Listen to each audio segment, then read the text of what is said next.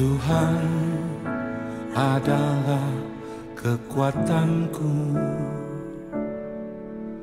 bersama Dia ku tak akan goyah. Ku kan terbang tinggi bagai raja wali, melakukan perbuatan yang besar. Tuhan adalah kekuatanku, bersama Dia ku tak akan goyah. Ku kan terbang tinggi bagai raja wali, melakukan perbuatan yang besar. Ku kan terbang tinggi. Shalom, selamat datang di ibadah online GBI Bethel. Kami berharap saudara sekalian dalam keadaan yang sehat dan dalam perlindungan Tuhan. Amin. Bagi Anda yang baru pertama kali hadir di dalam ibadah ini, dan bagi Anda yang ingin dilayani dan didoakan, Anda bisa meninggalkan komen di kolom chat. That's it. Sebelum kita memuji dan menyembah Tuhan, mari kita siapkan hati kita dan mari kita berdoa. Bapa, terima kasih Tuhan buat kesempatan Tuhan kami bisa berkumpul bersama-sama Tuhan melalui ibadah online ini. Kami mau tinggalkan kesibukan kami sejenak dan kami mau fokus Tuhan, kami mau rindu untuk memuji dan menyembah-Mu sekali lagi di tempat ini. Tuhan Yesus, kami mau berikan yang terbaik bagi Engkau. Terima kasih, hanya di dalam nama-Mu kami berdoa dan mengucap syukur. Haleluya. Amin. Selamat beribadah. Puji nama Tuhan, selamat pagi Bapak Ibu Saudara, Shalom. Puji nama Tuhan, senang sekali kami dari tim Praise and Worship GBI Bethel Kelapa Gading Jakarta bisa hadir di tengah-tengah Bapak Ibu pada kesempatan ini. Seberapa banyak saudara yang rindu dan haus akan Tuhan, pagi hari ini boleh lambaikan tangan, berikan tepuk tangan yang paling meriah buat Tuhan kita. Mari kita teduhkan hati kita, tundukkan kepala, kita berdoa bersama. Kami mengucap syukur Tuhan, Kau Allah yang baik dalam setiap kehidupan kami. Terima kasih buat penyertaan-Mu sepanjang minggu ini. Kau sudah menyertai kami, Kau sudah memberkati kami. Menerima kami, mengampuni kami, dan mengangkat kami untuk menjadi anak-anak-Mu. Pagi hari ini kami datang Tuhan, apapun keadaan kami, baik atau tidak baik, tidak mengurangi kasih Tuhan atas kami. Sekalipun di dalam lembah kekelaman kami tidak pernah takut akan bahaya. Sebab firman-Mu berkata, gadamu dan tongkat-Mu, itulah yang menghibur kami. Berkati Tuhan, ibadah kami pada pagi hari ini, buat setiap kami dilawat oleh Tuhan, diberkati oleh Tuhan. Hanya di dalam nama Tuhan Yesus, setiap kita yang siap untuk menyembah Tuhan, sama-sama kita katakan, amin. Mari kita bawa rasa syukur kita di hadapan Tuhan pada pagi hari ini, saudara. Mari kita menyembah Tuhan, meninggikan Dia, sebab Dia yang layak ditinggikan, Dia yang layak diagungkan. Terima kasih Tuhan, penyertaan-Mu sempurna atas kami.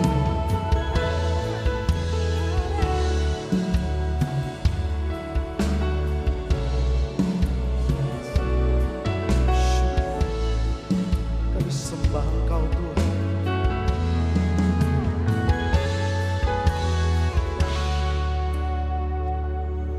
Mari bersama-sama kita katakan saudara. Penyertaan-Mu Tuhan, segalanya bagiku. Hadir-Mu di hidupku, terutama bagiku.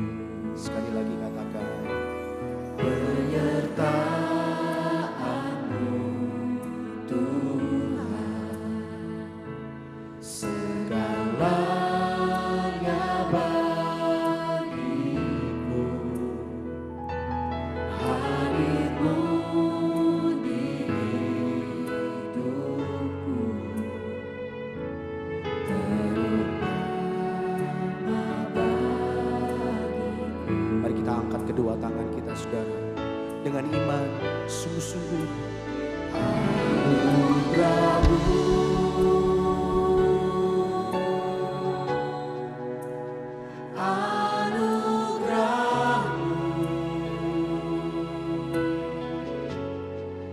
Semua karena anugerah-Mu,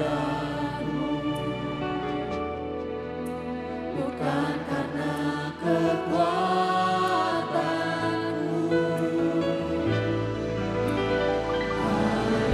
Anugerah-Mu,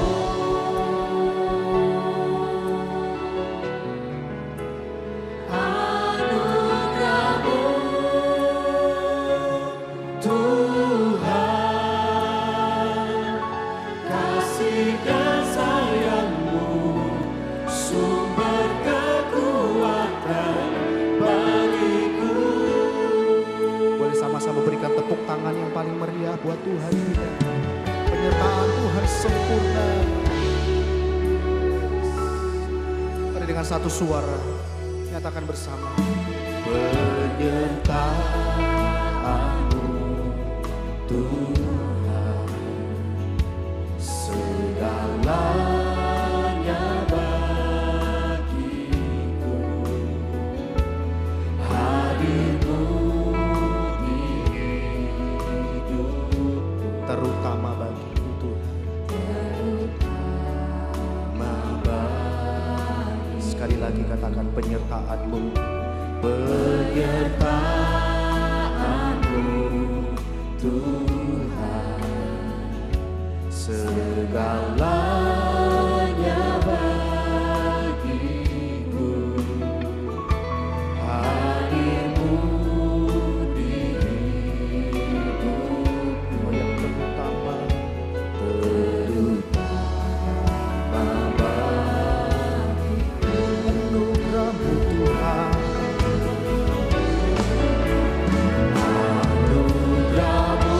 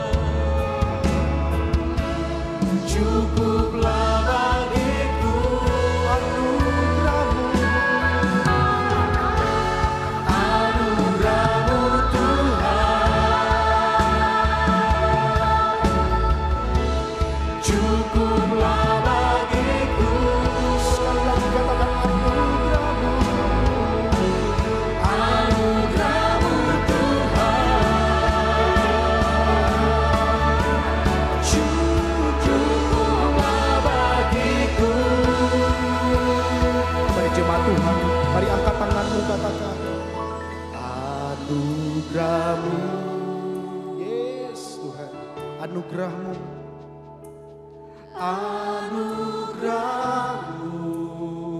Semua karena anugerah Tuhan. Semua karena anugerah-Mu. Bukan karena kekuatan kami. Bukan karena kekuatanku. Anugerah-Mu.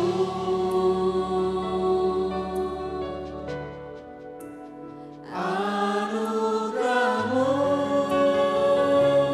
Tuhan, kasih dan sayang-Mu, sumber kekuatan bagiku. Mari jemaat Tuhan dengan suara yang mantap di hadapan Tuhan katakan, Anugerah-Mu.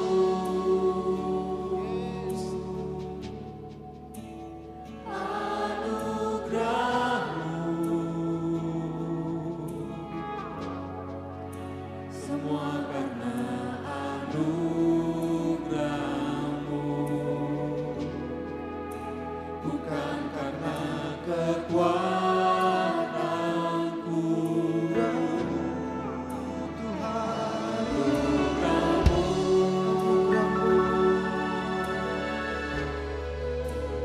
Anugerah-Mu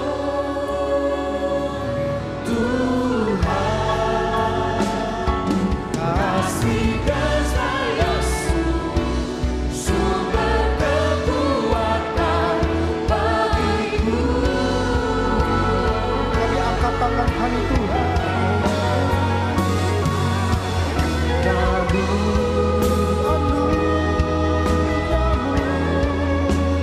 Anugerah-Mu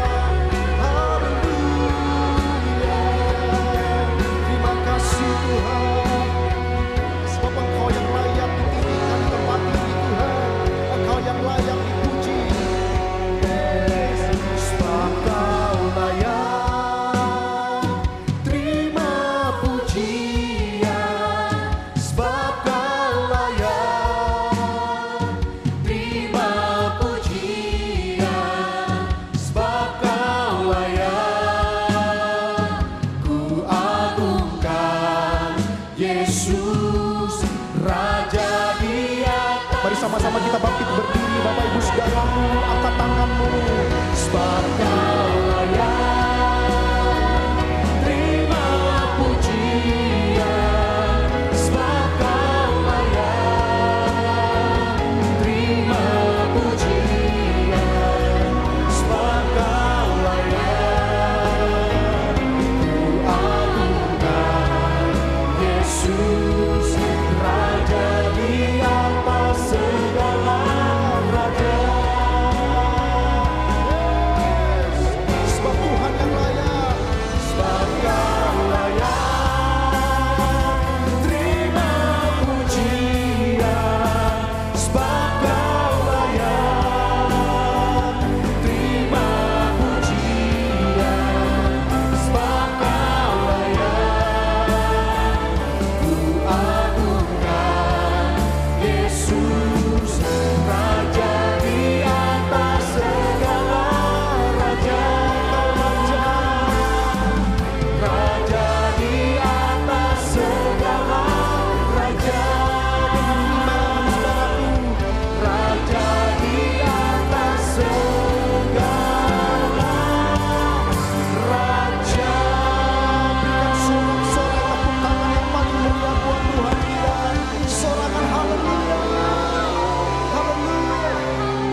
Terima kasih Tuhan, demi nama Yesus kami siap melompat dan bersuka cita bagi nama Tuhan. Mari umat Tuhan dengan iman sama-sama kita katakan amin. Shalom Bapak Ibu Saudara. Shalom. Puji Tuhan. Kita percaya bahwa kita semua ada di tempat ini semua karena penyertaan Tuhan. Amin. Sebab Tuhan adalah gembala kita dan Dia yang menuntun setiap langkah kita. Kita mau sama-sama sorakan haleluya. Lebih keras buat Tuhan. Haleluya. Yes. Kita mau bertepuk tangan buat Tuhan. Saya ingin mengajak setiap kita menyanyikan satu pujian baru di hadapan Tuhan. Judulnya adalah Tuhan adalah gembalaku. Yes, haleluya.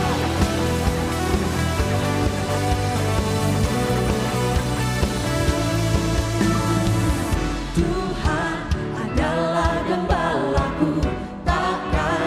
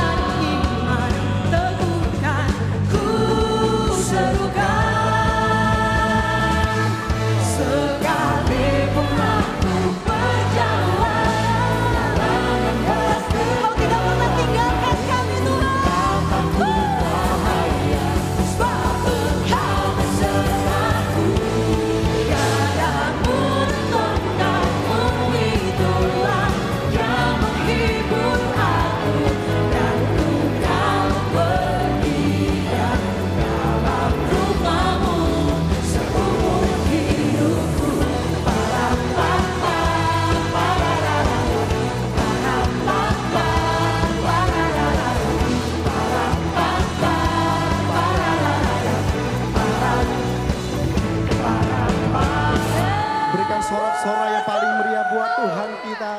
Seberapa banyak yang percaya bahwa Tuhan hadir dan melawat setiap kita. Amin saudaraku. Yang sakit Tuhan akan sembuhkan. Yang lemah Tuhan akan kuatkan. Mari bersorak-sorai. Lebih sungguh lagi buat Tuhan kita. Haleluya. Terima kasih Tuhan Yesus. Engkau datang di tempat ini. Haleluya. Dari segenap jemaat Tuhan, sama-sama katakan. Pelukis cakrawala, merangkai jagat raya, pencipta alam semesta. Sebab Dia pemilik kehidupan kita, saudara. Pemilik kehidupan yang sanggup menyelamatkan jalan-jalan kebenaran. Mari sama-sama angkat tanganmu tinggi di atas kepala saudaramu. Kami rindukan kuasa lawatanmu, kebangkitan pasti terjadi. Semua katakan. Oh, oh, oh, datanglah dan bertata, kuat dan berkuasa, saat hati bersatu, menaikkan pujian, belenggu dipatahkan, mujizat Dengan iman yang mantap saudaraku. Katakan. Great is our God. Seberapa banyak yang percaya Tuhan kita dahsyat, sorakan haleluya. Mari dengan satu suara katakan pemilik kehidupan. Haleluya. Pemilik kehidupan yang sanggup menyelamatkan jalan-jalan kebenaran. Katakan saudaraku. Kami rindukan kuasa lawatanmu, kebangkitan pasti terjadi. Sorakan. Oh, oh, oh, datanglah dan berkata, kuat dan berkuasa, saat hati bersatu, menaikkan pujian, belenggu dipatahkan, mujizat dinyatakan. Great is our God. Haleluya. Tuhan kita adalah Tuhan yang dahsyat. Amin Bapak Ibu. Walaupun kita dalam keadaan yang lemah, Tuhan bertata atas kehidupan kita dan akan memulihkan kita. Yang percaya katakan amin. Haleluya. Yes. Terima kasih Tuhan Yesus. Engkau bertata di tempat ini. Mari jemaat Tuhan, angkat tangan kananmu tinggi. Kami rindukan kuasa lawatanmu, kebangkitan pasti terjadi. Serukan. Oh, oh, oh, datanglah dan bertata, kuat dan berkuasa, saat hati bersatu, menaikkan pujian, belenggu dipatahkan, mujizat Dengan iman yang kompak Bapak Ibu, sama-sama katakan. Great is our God. Sorak-sorai paling meriah buat Allah kita. Haleluya. Yes. Silakan duduk Bapak Ibu Saudara. Haleluya. Yes, kita percaya bahwa Tuhan Allah hari ini disenangkan atas setiap pujian umatnya. Amin. Amin. Yes, ya Tuhan. Dan biarlah kami mau lebih lagi masuk dalam hadirat-Mu. Kami mau lebih lagi masuk Tuhan. Kami mau lebih lagi merasakan Engkau Tuhan pada hari ini ya Bapa. Kami mau siapkan hati kami yang terbaik untuk kami bisa mendengar kebenaran firman-Mu Tuhan. Terima kasih Yesus.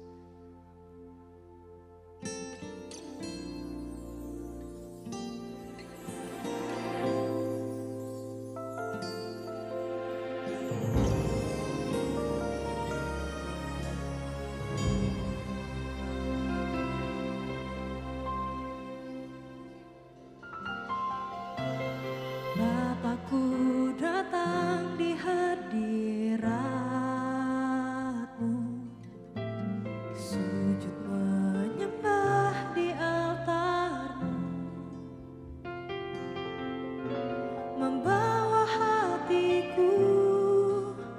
segenap hidupku.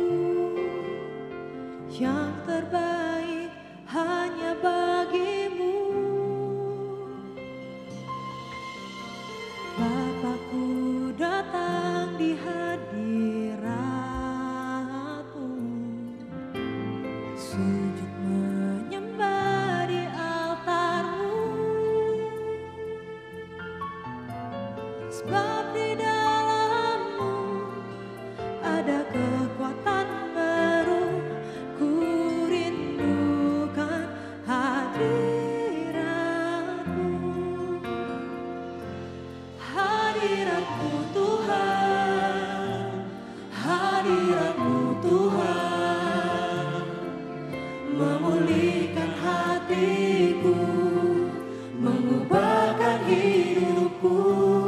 Hadirat-Mu Tuhan, bekerjalah di dalamku, beri kekuatan baru, pengharapan dalam-Mu. Yes Tuhan, ya, sungguh yang kami rindukan Tuhan, yang mau datang lebih lagi dalam hadirat-Mu.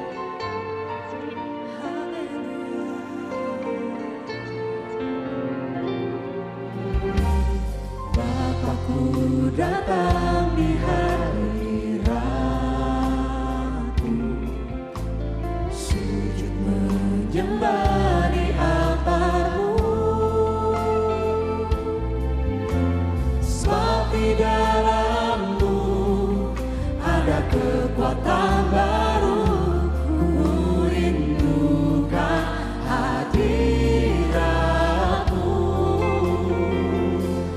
Hadirat-Mu Tuhan, hadirat-Mu Tuhan, memulihkan hatiku, mengubahkan hidupku.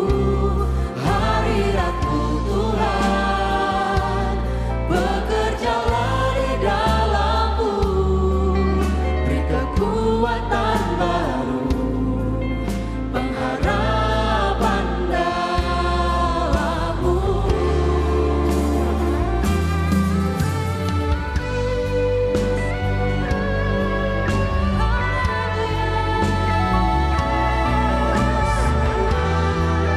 Yes, sungguh hadirat-Mu yang kami rindukan Tuhan, hadirat-Mu yang kami inginkan Tuhan. Mari jemaat Tuhan, saya undang setiap kita untuk bangkit berdiri. Mari kita mau nyatakan lebih lagi di hadapan Allah. Haleluya. Hadirat-Mu Tuhan, hadirat-Mu Tuhan, memulihkan setiap hati kami, memulihkan hatiku, mengubahkan hidupku. Hadirat-Mu Tuhan, bekerjalah di dalamku, beri kekuatan baru, pengharapanku. Hadirat-Mu Tuhan, hadirat-Mu Tuhan, memulihkan hatiku, mengubahkan hidupku.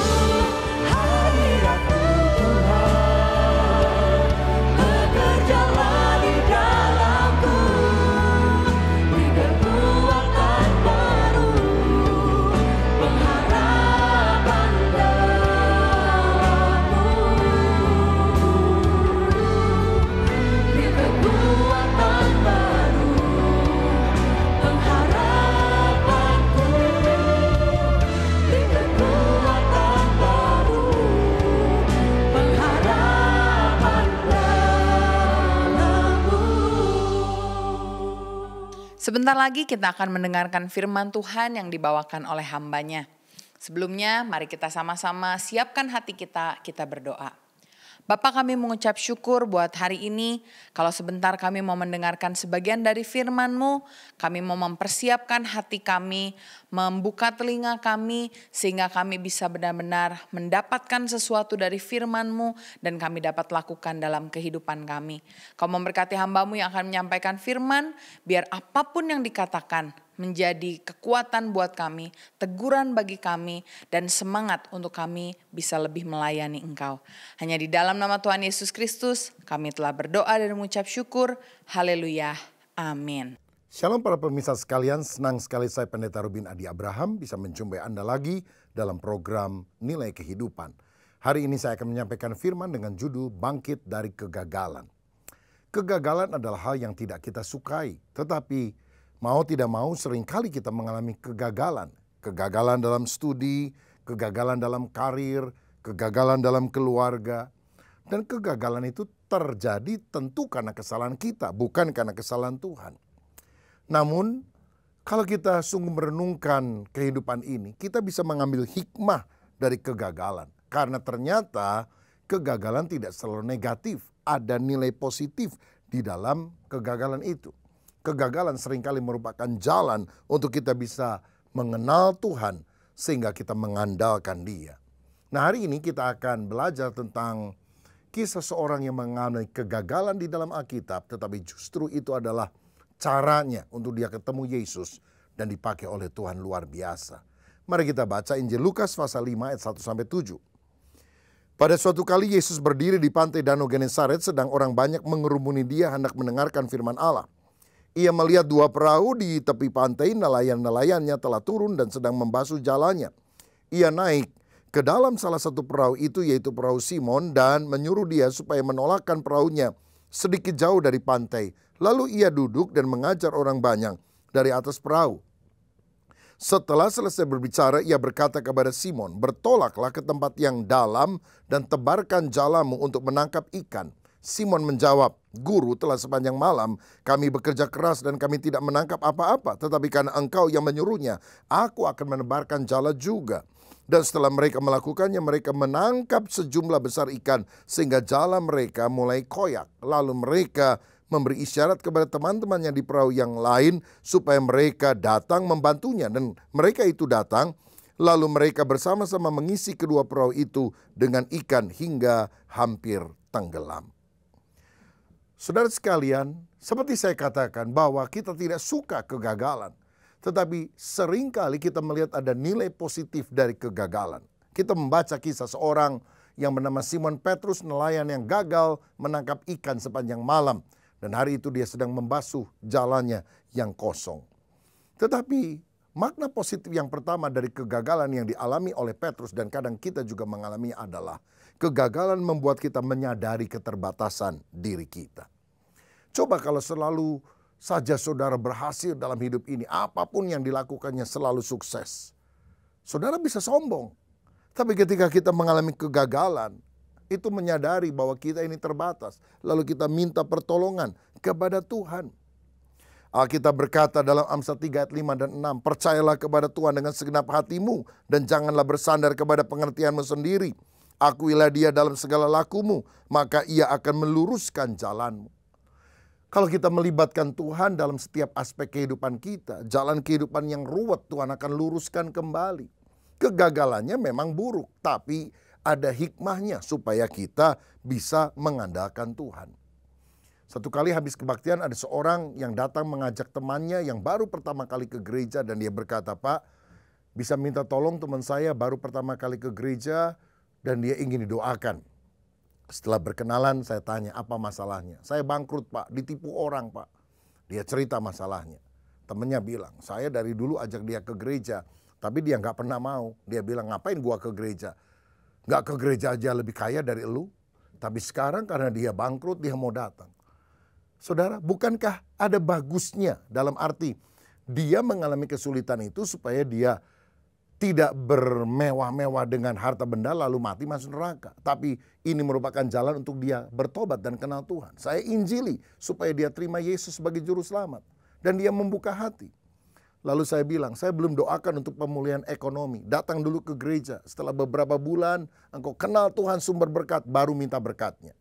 Setelah beberapa bulan, dia rajin beribadah, mulai ikut doa dan sebagainya. Saya mulai doakan. Dan Tuhan memberikan kemurahan hati. Usahanya dipulihkan, bahkan sekarang dia jauh lebih sukses dibandingkan yang lalu. Tetapi bukan hanya diberkati, dia mengenal keselamatan di dalam Yesus Kristus. Kegagalan memiliki unsur positif, menyadarkan kita akan terbatasan diri, lalu kita mengandalkan Tuhan. Yang kedua, hikmat daripada kegagalan adalah membuat kita mendengar firman dan mentaatinya. Saudara, sebelum Tuhan memberkati Simon Petrus dengan ikan yang banyak, dia meminjam perahunya. Lalu kemudian dia mengajar orang banyak dengan firman. Dan siapa yang paling mendengar firman? Tentu Petrus yang ada di perahu itu juga. Tuhan selalu mengajar kita begini. Berkat rohani dulu, kemudian baru berkat secara jasmani. Saudara, kadang-kadang orang yang sudah berhasil dalam kehidupan terlalu sibuk. Nggak ada waktu untuk firman Tuhan. Nggak ada waktu untuk berdoa, untuk datang kepada Tuhan. Ketika dia mengalami kesulitan, dia mulai ada waktu. Usahanya bangkrut. Dulu sibuknya luar biasa, sekarang jadi pengacara, pengangguran, banyak acara. Lalu dia mulai pergi ke gereja, mendengarkan firman Tuhan. Bukankah firman itu yang masuk ke dalam kehidupannya? Saudara, saya percaya bahwa ketika Simon mendengarkan firman Tuhan, hidupnya diubah. Bahkan kemudian ketika Tuhan berkata, tolakkan perahumu ke tempat yang lebih dalam, tebarkan jalamu untuk menangkap ikan. Dia taat kepada firman yang dia dengar tersebut.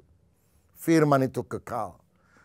Manusia kalau sukses pun hidupnya cuma 70 tahun, kalau kuat 80 tahun, selebihnya mati. Tapi kalau kita memiliki firman yang kekal di dalam hati kita, kita akan selamat, hidup kekal selamanya. Yang ketiga, saudara sekalian, nilai positif dari kegagalan adalah membuat kita menyadari keagungan Tuhan dan bertobat. Di ayat 8 dikatakan ketika Simon Petrus menangkap ikan dalam jumlah yang sangat besar, karena dia taat kepada firman Tuhan. Ketika Simon Petrus melihat hal itu, ia pun tersungkur di hadapan Yesus dan berkata, Tuhan pergilah daripadaku karena aku ini seorang berdosa. Pada waktu dia lihat mujizat Tuhan, ikan begitu banyak, luar biasa. Maka dia berkata, Tuhan pergi daripadaku. Dia tidak ngusir Tuhan, cuma dia merasa tidak layak. Siapa aku ini, nelayan kotor, orang berdosa, kok Sang Mesias Juru Selamat mau ada di dalam perahu hidupku. Aku gak layak Tuhan. Ketika kita mengalami pertolongan Tuhan di saat sulit, kita akan menyadari keagungan Tuhan. Dan itu yang akan membuat kita bertobat. Betapa Tuhan besar dan aku kecil. Dan aku harus hidup percaya kepada Dia. Yang keempat, kegagalan membuat kita mau berbagi berkat dengan orang lain. Ayat 7 tadi berkata demikian. Lalu mereka memberi isyarat kepada teman-temannya di perahu yang lain supaya mereka datang membantunya. Dan mereka itu datang lalu mereka bersama-sama mengisi kedua perahu itu dengan ikan hingga hampir tenggelam. Coba kalau dia egois, isi terus perahunya dengan ikan, benar-benar tenggelam. Dibagi dua pun keduanya hampir tenggelam. Ini menunjukkan berkat Tuhan itu limpah ruah di dalam hidup kita yang mau taat kepada firman-Nya. Tapi Tuhan ingin agar kita tidak egois. Kita mau berbagi berkat kepada orang-orang yang lain. Saudara, saya percaya orang yang sudah pernah merasa perihnya, gak punya ikan, gak punya sesuatu untuk dimakan. Ketika dia diberkati, semestinya dia mau berbagi dengan orang lain. Sehingga hidupnya sungguh menjadi berkat. Kalau kita gak pernah rasa kekurangan, kita mungkin kurang peka kepada orang-orang yang tidak punya apa-apa, yang kelaparan, yang kedinginan. Tapi ketika kita pernah mengalami suasana yang perih, ketika kita akhirnya diangkat diberkati Tuhan, kita akan memikirkan mereka dan menjadi saluran berkat bagi mereka. Ini nilai positif kegagalan. Dan yang kelima, apa nilai positif kegagalan? Membuat kita menjadi alat Tuhan untuk memenangkan jiwa. Karena firman Tuhan berkata di ayat 10 dan 11 demikian. Demikian juga Yakobus dan Yohanes anak-anak Zebedius yang menjadi teman Simon. Kata Yesus kepada Simon, jangan takut, mulai dari sekarang engkau akan menjala manusia. Dan sesudah mereka menghela perahu ke darat, mereka pun meninggalkan segala sesuatu lalu mengikut Yesus. Saudara, pertama mereka cuma menjala ikan. Tapi setelah diberkati, Petrus meninggalkan semuanya dan menjadi pengikut Yesus. Jadi penjala manusia, jadi penjala jiwa. Hidup ini bukan cuma sekedar cari sukses. Tapi more than success, significant. Hidup kita harus lebih dari sukses. Harus berdampak, harus bermakna, harus memiliki nilai penting bukan untuk diri sendiri, tapi untuk banyak orang yang ada di sekitar kita. Saudara, dan bagaimana supaya hidup kita bisa bermakna? Bukan hanya kaya bagi diri sendiri, tapi kita menjadi murid Yesus yang memberitakan Injil, kabar baik, memenangkan jiwa sehingga banyak orang bertobat dan diselamatkan. Saya yakin Tuhan bisa mengubah kehidupan yang gagal menjadi berhasil. Kalau saudara ke Jepang, Jepang itu dikenal sebagai negara yang punya nilai seni yang tinggi. Salah satu jenis art yang luar biasa di sana disebut kintsugi. Apa itu kintsugi? Kintsugi adalah sebuah keahlian untuk membuat barang yang telah pecah belah disambung kembali, direkatkan bukan hanya dengan lem, tapi disambung pakai emas. Dan emasnya justru ditonjolkan, sehingga akhirnya ini mengandung nilai seni yang tinggi. Saudara, kalau hidup kita pernah gagal, Tuhan tidak menyembunyikan hal itu. Tapi justru Dia bisa membuat yang sudah hancur itu rapat kembali. Retak itu menjadi tersambung kembali. Dan ada pemulihan yang indah. Karena ada tangan Tuhan yang mengerjakan kita menjadi lebih baik. Seperti mangkok atau piring yang sudah pecah ketika di tangan ahli seorang kintsugi, malah jauh lebih mahal setelah pecah dan disambung dengan emas daripada sebelumnya. Saya percaya Allah adalah ahli kintsugi di atas segala-galanya. Banyak orang yang gagal diubah oleh karena kuasa Tuhan. Kalau saya perhatikan tokoh di dalam Alkitab, banyak yang pernah gagal dalam hidupnya. Musa pernah membunuh orang, tapi waktu dia bertobat Tuhan pakai dia menjadi pemimpin Israel yang besar. Daud pernah berzina, tetapi dia tetap ketika dia bertobat melahirkan penggantinya Salomo yang membangun bait Allah. Dan di atas tahta Daud, Mesias itu akan datang dan memerintah. Petrus pernah menyangkal dia 3 kali. Tapi waktu dia bertobat, Tuhan memakai dia untuk berkhotbah pada hari Pentakosta dan 3.000 orang bertobat. Tuhan bisa mengubah kegagalan menjadi keberhasilan. Bahkan Tuhan sanggup mengubah karir yang gagal pun untuk menjadi berhasil. Bagaimana? Kalau hidup kita sudah dipulihkan, karir kita juga dipulihkan.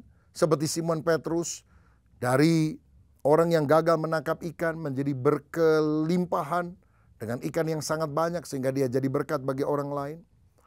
Ada 2 hal yang saya mau bagikan. Bagaimana Tuhan bisa memulihkan karir kita. Yang pertama, kita harus memiliki semangat juang yang tinggi. Tahukah saudara bahwa seorang bayi menurut penelitian akan jatuh bangun 240 kali sampai dia bisa berjalan. Bayangkan, 240 kali. Jatuh, bangun. Pertama nangis. Jatuh lagi, nangis lagi. Lama-lama tidak nangis. Dia hanya lihat kiri kanan, lalu dia bangun lagi, dia jalan lagi. Sampai akhirnya berjalan dengan sempurna. Siapa yang memberikan keuletan kepada bayi? Bukankah Tuhan Sang Pencipta? Anehnya kalau sudah besar, gagal sekali, gagal 2 kali. Waduh, rasanya frustrasi mau bunuh diri. Saya mau bilang, jangan kalah sama bayi. Bayi saja 240 kali jatuh, tapi dia bangkit kembali dan berjalan tegak. Kita yang disertai Tuhan harus memiliki keuletan, semangat juang yang tinggi. Dalam Mazmur 37 ayat 23-24 dikatakan, Tuhan menetapkan langkah-langkah orang yang hidupnya berkenan kepadanya. Apabila ia jatuh tidaklah sampai tergeletak, sebab Tuhan menopang tangannya. Amsal 24 ayat 16, sebab 7 kali orang benar jatuh, namun dia bangun kembali, tetapi orang fasik akan roboh dalam bencana. Kita bisa knock down, tapi tidak akan knock out, karena Tuhan yang menopang tangan kita. 1000 tangan bisa menarik kita ke bawah, tapi cukup 1 tangan yang bisa membawa kita atas. Dan tangan itu adalah tangan Tuhan yang akan memberikan kemenangan. Uletlah, itu adalah kunci keberhasilan. Saudara, Kalau Petrus sesudah gagal, disuruh lagi oleh Tuhan, dia tidak mau. Dia bilang, Tuhan udahlah, saya udah gagal sepanjang malam, udah nggak usah. Dia nggak ulet, dia nggak dapat hasil. Tapi karena dia bilang, aku sudah coba, gagal. Tapi karena engkau yang menyuruh, oke deh, aku lakukan lagi. Coba lagi bersama dengan Tuhan, engkau bisa sukses. Saya ingat Albert Einstein pernah dikenal sebagai orang yang dianggap bodoh pada waktu dia masih kecil. Usia 4 tahun dia masih belum bisa bicara. Dan dia baru bisa membaca ketika usianya 9 tahun. Dan kemudian dalam pertumbuhannya dia pernah dikeluarkan dari sekolah karena dianggap membangkang. Dan 2 kali dia gagal masuk perguruan tinggi yang dia inginkan. Tetapi di kemudian hari dia menjadi peneliti, penemu teori relativitas. Dan dia dikenal sebagai seorang jenius yang IQ-nya 160. Rata-rata orang 100, 110. Dia dikenal sebagai salah satu jenius terhebat sepanjang masa. Walaupun dulu pernah dianggap sebagai orang bodoh. Oprah Winfrey, pembawa acara The Oprah Winfrey Show, talk show yang paling lama, lebih dari 25 tahun dan dipandu oleh dia, sukses. Adalah seorang yang dilahirkan dari keluarga miskin. Usia 9 tahun dia diperkosa oleh salah satu anggota keluarganya sendiri. Ketika dia bertumbuh remaja, dia tidak punya pendidikan tinggi, dia ingin menjadi penyiar, dan berkali-kali ditolak. Satu kali dia diterima untuk menjadi pembawa acara di televisi, tapi baru berapa bulan dikeluarkan, alasannya menyakitkan, karena terlalu gemuk. Oh, main fisik, saudara sekalian. Tapi, karena dia berusaha, akhirnya dia menjadi pembawa acara talk show yang paling laris di Amerika Serikat. Dan dia tidak pernah langsing, tetap gemuk. Tuhan bisa berkati orang gemuk. Saudara, karena bagi orang yang ulet selalu ada kemenangan walaupun ada kesulitan yang dia harus kalahkan terlebih dahulu. Jack Ma, kita kenal, adalah orang yang berkali-kali gagal dalam usahanya untuk masuk ke perguruan tinggi. Dan setelah dia lulus jadi sarjana, dia ditolak. Walaupun sudah melamar ke begitu banyak perusahaan. Sampai akhirnya dia menjadi guru les bahasa Inggris. Dan bayarannya juga semaunya orang yang les kepada dia. Kemudian dia mulai usaha, 2 kali bangkrut. Lalu kemudian dia memulai lagi perusahaan e-commerce. Walaupun berusaha meyakinkan temannya untuk menyantuni dengan dana, sulit. Tapi akhirnya perusahaan e-commerce-nya, Alibaba, berkembang dengan begitu luar biasa. Sekarang sudah menjadi unicorn, dekakorn. Sudah menjadi perusahaan yang sangat hebat, luar biasa. Saudara-saudara, orang yang ulet bisa berhasil dalam kehidupan. Apalagi kita yang punya Yesus, yang percaya bahwa Tuhan ketika menyertai kita akan memberikan kemenangan. Dan yang kedua, yang terakhir, bagaimana supaya kita bisa membangun karir dari kegagalan. Pertama, miliki semangat juang yang tinggi. Miliki fighting spirit yang tidak pernah pudar. Tapi yang kedua, kita harus mau meninggalkan zona nyaman. Bayangkan, Petrus adalah seorang nelayan. Itu zona nyamannya. Itu segala yang dia ketahui tentang kehidupan. Menangkap ikan, menggoreng ikan, menjual ikan. Tapi ketika Yesus memanggil dia menjadi penjala manusia, dia kan harus belajar kebenaran Alkitab, harus belajar melayani, harus belajar khotbah, harus belajar menyembuhkan orang. Ini bukan hal yang mudah bagi dia. Tapi karena dia mau meninggalkan zona nyaman sebagai seorang nelayan menjadi penjala jiwa, hidupnya makin berdampak. Dia melayani Tuhan, dia menulis surat Petrus dan kita juga diberkati sampai hari ini. Saudara, kita juga harus belajar seperti Simon Petrus, melangkah dengan iman. Kalau Tuhan memang ingin saudara terjun di dalam satu bidang yang baru. Bahkan saudara ingat sebuah peristiwa yang penting tentang Petrus. Satu kali ketika Yesus jalan di atas air, dia bilang, kalau engkau itu Yesus, suruh aku juga jalan. Yesus bilang, come on, keluar dari perahumu. Dan waktu dia keluar dari perahu, dia memandang kepada Yesus. Dia berjalan di atas air. Tapi ketika dia melihat kiri kanan gelombang laut, dia jatuh. Untunglah Tuhan segera menolong dia. Tapi kenapa Petrus bisa jalan di atas air? Dia harus keluar dahulu dari perahunya yang nyaman.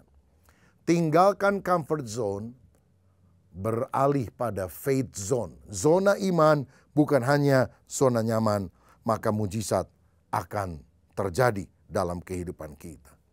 Kalau saudara tidak punya iman, engkau hanya ingin safety, maka engkau tidak berani melakukan terobosan-terobosan dan tidak akan ada hasil yang luar biasa ketika saudara tidak berani meninggalkan zona nyaman. Jangan berpikir bahwa mana mungkin, mustahil. Bersama Tuhan bisa. Saya pernah membaca kisah ada seorang dari Inggris yang bernama Roger Bannister, yang selama ratusan tahun orang dicekoki dengan pandangan ini dari para ahli. Tidak mungkin orang bisa berlari untuk jarak 1 mil di bawah 4 menit. Ada dokter yang berkata paru-parumu akan hancur kalau kamu berlari secepat itu. Jantungmu tidak akan berdenyut lagi kalau kamu berlari di bawah 4 menit untuk jarak 1 mil. Tapi tahun 1954 Roger Bannister berlari begitu luar biasa dalam sebuah pertandingan di Inggris. Dan dia memecahkan rekor dunia. Berlari 1 mil di bawah 4 menit. Dan herannya sejak itu dalam 1 tahun ke depan kira-kira ada 300 orang pelari yang juga berlari di bawah 4 menit untuk jarak 1 mil. Apa penghambatnya? Mental block, saudara. Orang mulai berpikir mustahil dan dia tidak mengusahakan sesuatu yang sebetulnya bisa untuk diraih. Banyak orang yang self-talk, pembicaraan kepada dirinya sendiri negatif. Kamu nggak mungkin bisa, kamu pasti gagal, mustahil. Nggak ada orang yang pernah melakukannya. Jangan pernah coba, kamu juga akan gagal. Saudara, tetapi kalau kita punya iman, keluar dari comfort zone pada faith zone, kita akan lihat mujizat. Apa comfort zone-nya Daud? Jadi gembala. Tapi satu kali dia melihat tantangan Goliat yang menghina Tuhan dan menghina orang Israel. Dan tidak ada yang berani melawan. Dia melangkah dengan iman. Dia hadapi Goliat bersama dengan Tuhan. Dan Tuhan memberikan kemenangan bagi dia. Saya percaya with God all things are possible. Bersama Tuhan segala sesuatu adalah mungkin. Saul pernah mengecilkan Daud, dia bilang tidak mungkin kamu bisa mengalahkan Goliat. Tapi Daud berkata bersama Tuhan aku pasti bisa melakukannya. Adakah di antara saudara yang pernah gagal dalam kehidupan ini? Hidupmu hancur, datanglah kepada Tuhan. Tuhan bisa memulihkan hidupmu yang gagal menjadi hidup yang indah. Dan kalau karirmu gagal, engkau bisa mengalami kemajuan bersama dengan Tuhan. Asal saudara memiliki semangat juang yang tinggi. Dan yang kedua, saudara harus mau meninggalkan zona nyaman, masuk pada zona iman. Saya percaya Tuhan sanggup mengubah kegagalan menjadi keberhasilan. Tuhan Yesus memberkati. Bapak, Ibu, dan Saudara, mari kita akhiri ibadah kita pada kesempatan ini. Bapa Surgawi, kami menaikkan syukur karena kasih setia Tuhan yang terus Engkau nyatakan di dalam kehidupan kami. Terima kasih untuk ibadah yang bisa kami lakukan bersama-sama. Dan kami berdoa biarlah kekuatan-Mu senantiasa Engkau nyatakan menjadi penopang bagi setiap kami, menjalani kehidupan kami, hari-hari kami selanjutnya. Terima kasih Bapa Surgawi, kami menengadahkan tangan kami sekarang. Biarlah kiranya Bapa menyinari kami dengan wajah-Mu, memberikan kepada setiap kami kasih karunia dan damai sejahtera. Tuhan menghadapkan wajahnya kepada setiap kami, dan biarlah berkat-Mu senantiasa kami nikmati dalam kehidupan kami, berkat dari Allah Bapa Surgawi, dalam nama Tuhan Yesus Kristus, dengan persekutuan dengan Roh Kudus, berkat Allah Tritunggal yang kami terima hanya di dalam nama Tuhan Yesus Kristus. Semua kita yang percaya dan diberkati, mari kita katakan bersama. Amin. Tuhan memberkati Bapak, Ibu, Saudara sekalian.